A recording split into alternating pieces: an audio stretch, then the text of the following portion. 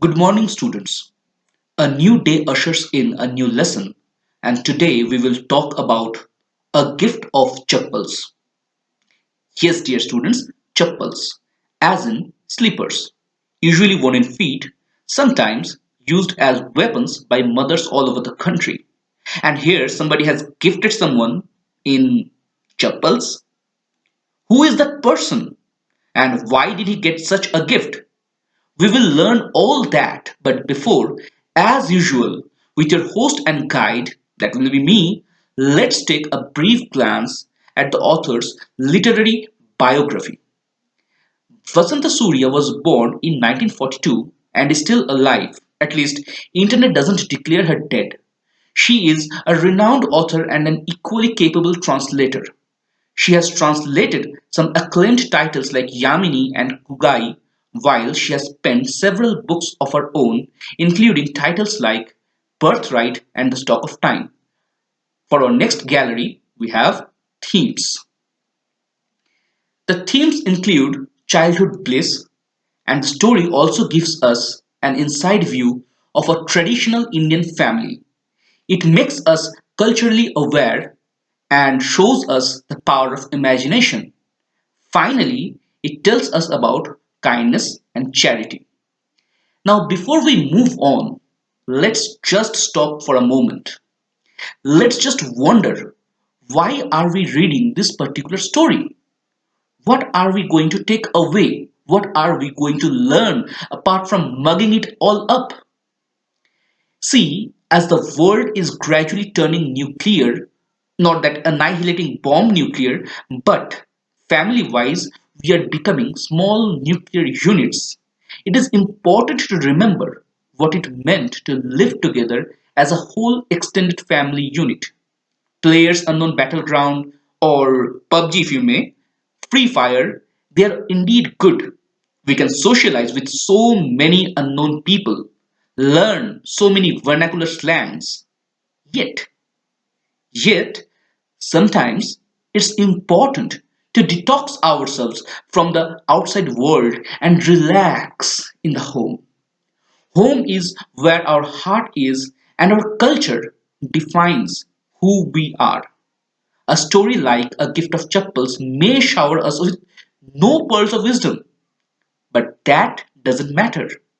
If the title for once brings to our mind the eternal image of mother or father standing tall with a chappal in hand to beat the bejesus out of us, because that was their gift, we can rest assured that we are still culturally sound. However, one legal disclaimer: no children have been hurt in the course of this story, chappal or not, and the gift is entirely of a different kind. So now let us talk about the characters. We have Rukmani, Ravi, Meena, Mridu, the music teacher, a beggar, and Mahendra Verma Pallava Punai. If you are wondering who that is, she's a cat. There are also some more characters, as in Lali, Gopu Mama, Tapi or Pati, that is grandmother in Tamil, and Tata, that is grandfather in Tamil. Now, it is conflict that makes a story interesting. It is conflict that keeps us on the edge. In literature, conflict signifies the struggle between two opposing forces. Conflict is that element which makes a story really interesting. Think of the conflict between Shivudu Bahubali and Vallal Dev, or Amarendra Bahubali and Kalakeya. And there is the eternal conflict within Katappa himself. Macbeth demonstrates this conflict when he contemplates murdering King Duncan, and the king in three questions is in conflict because of the questions, as well as with the temptation of punishing the bearded man for his murderous intention. So, what are the conflicts in this particular text? First of all, the external conflict. The children are presented with several conflicts in their humanitarian effort to serve the universe in the form of a cat or a beggar. There is also the internal conflict, as while the elders can easily order to drive away a beggar as they chill in the cool home atmosphere, children are not that immune to the general plight of the poor. The internal conflict comes because of this clash between parents' orders and heart's voice to help or not to help. There is another minor conflict that crops up in the mind of the music teacher regarding the choice of chapels, but that never really stood a chance to grow big. Apart from these two conflicts, there is also one musical conflict, though not a conflict in strict literary sense, but Lali's attempt at the violin indeed comes as a conflict. Now we will talk about the summary. The children assemble in Mridu's aunt Rukmani's house. Ravi and Meena are excited to have Mridu and have something to share. On the other hand, Lali is learning violin. You see, Ravi and Meena have saved a cat, rather heroically. Ravi's tact is introduced in the way he manages to procure nourishment for Mahendra Varma Pallava Punai, in short, MP Punai, in short, the cat. Ravi's imagination takes the cat to Egypt, making Mahendra a descendant of the Egyptian goddess Bastet. Lali learns violin with her music teacher.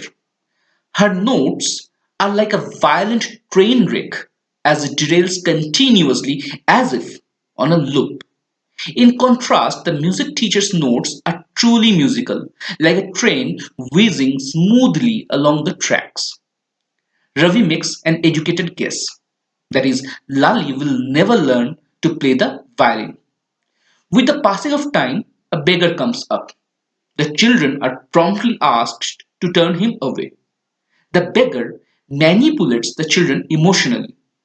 The children are touched by his plight. They try to help him by providing him with a chappal, and the beggar immediately leaves with his sudden windfall. Windfall means an unexpected and unearned or sudden gain in advantage. The music teacher receives the brand new slippers of Gopu Mama as compensation. Now we will talk about the setting. The story is set in the house of Rukmani, mother of Ravi, Meena, and Lali. Mridu comes to her aunt Rukmani's house with her grandmother to spend a day with her cousins.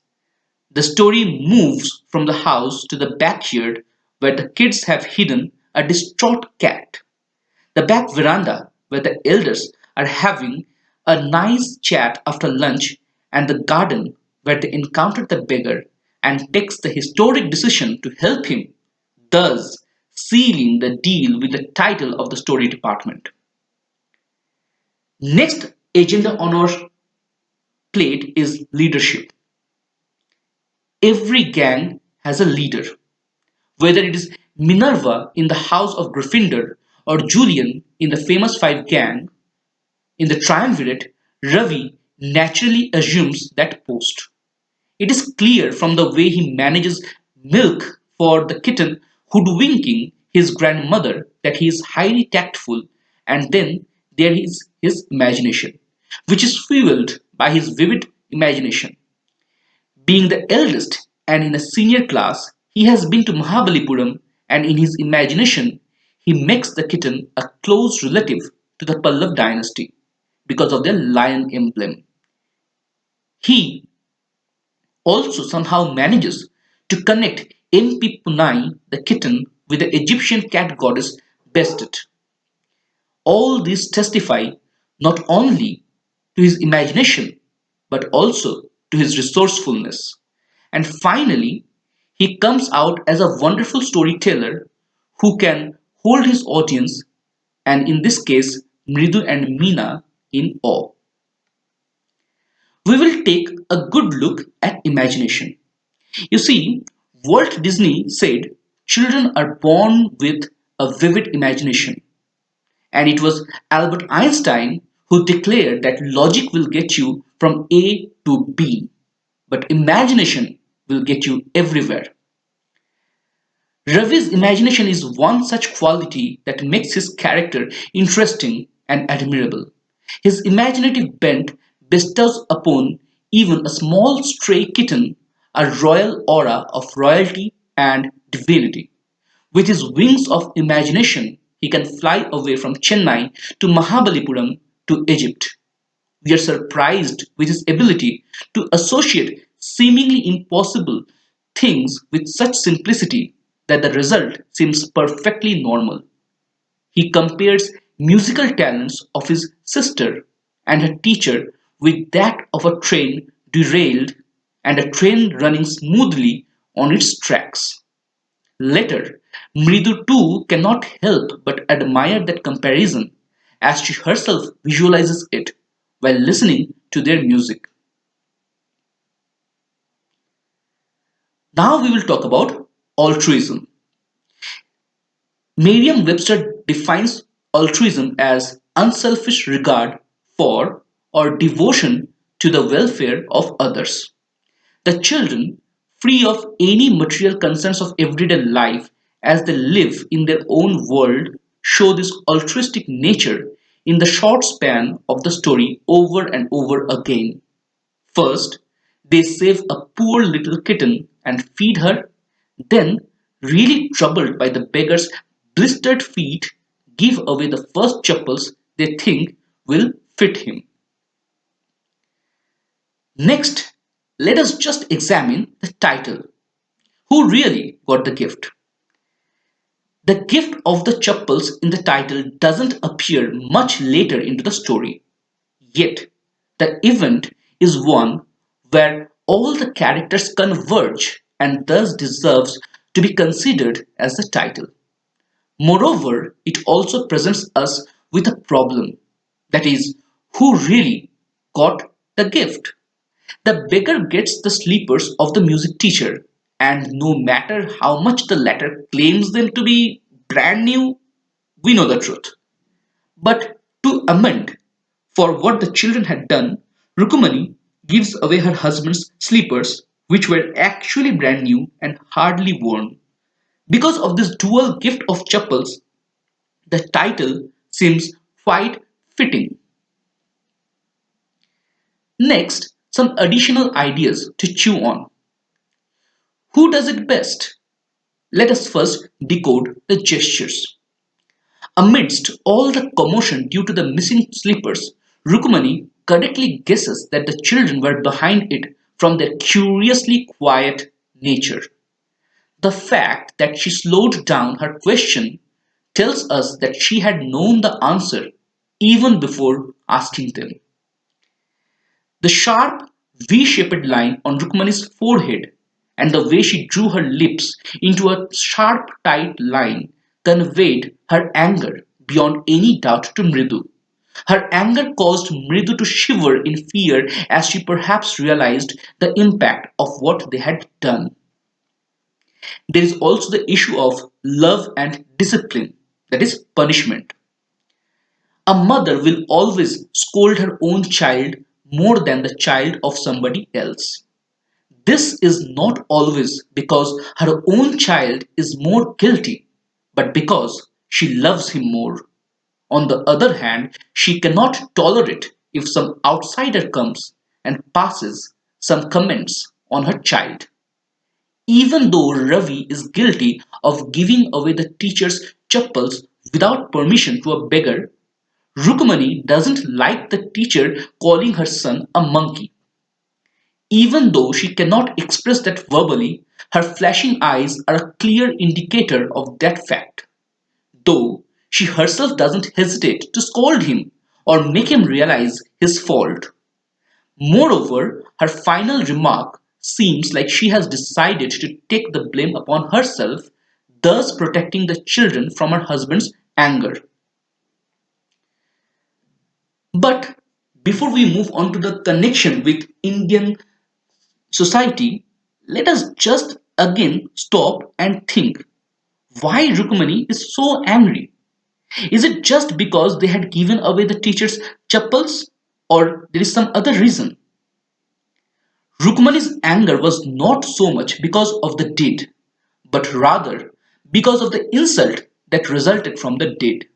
The way she laughed at the end of it all, thinking about the reaction of her husband, tells us that perhaps she wouldn't have been that angry if the sleepers were their own. But the fact that they had given away someone else's property without asking made her feel ashamed and insulted because it was a question of her way of upbringing the children. Finally, we have come to this Hind connection. India is a land of classical myths and epics.